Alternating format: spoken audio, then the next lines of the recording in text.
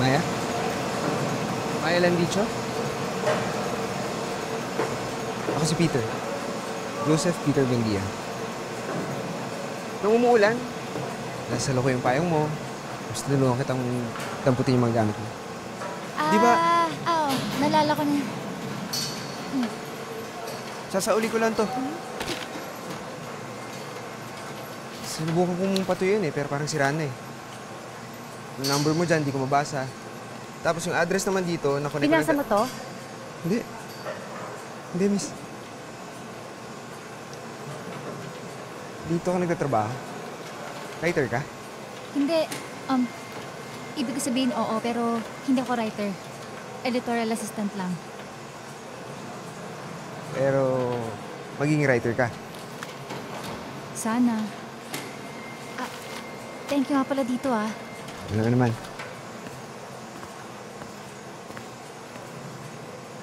May kailangan ka pa? Wala bang reward man lang dyan?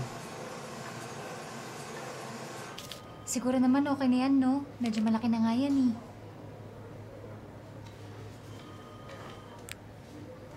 Ay, naku, sa panahon talaga ngayon, onti na lang yung mabubuting kalooban. Okay na yan. Alam mo yung pay it forward? Yung kabuti yung pinakita sa'yo, babalik mo sa ibang tao. Akala ko ba gusto mo ng reward? Volunteer ako sa isang NGO na nangangampanya para sa literacy ng mga batang kalye. Kailangan kasi namin ng writer para sa mga pamphlets, tsaka dun sa... Teka. Scam ba yan? Networking? Hindi. Kung gusto mo lang, hanapin mo ako sa public library. Sa Maynila. Sapat na reward na yun.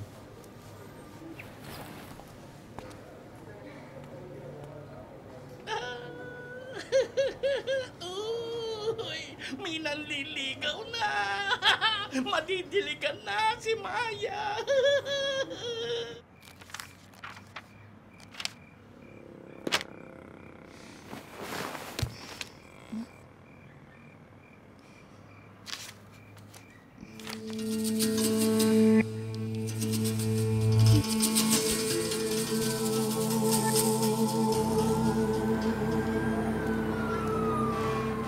Ate, excuse me po, kay Joseph Peter Buendia. Joseph Peter Bendia, nasa taas. Thank you po. Ay, ma'am, palagi ingat. Thank you po. Hindi na rin siya nangangati. Lagi nang naliligo si Prinsipe Chikiting. Kaya anong gagawin niyo pag uwi sa bahay? Maliligo.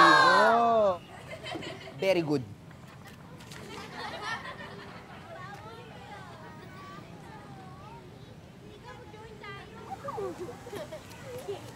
Na-drawing mo yung mga tikbalang ko.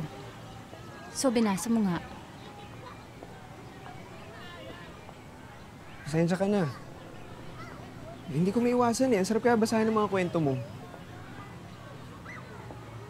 Pero huwag kang mag-alala, hindi ko rin naman nabasa lahat Kasi mas marami pa rin binura yung ulan. Ganun pa rin yun invasion of privacy pa rin yun. Kaya nga ako humihingi ng tawad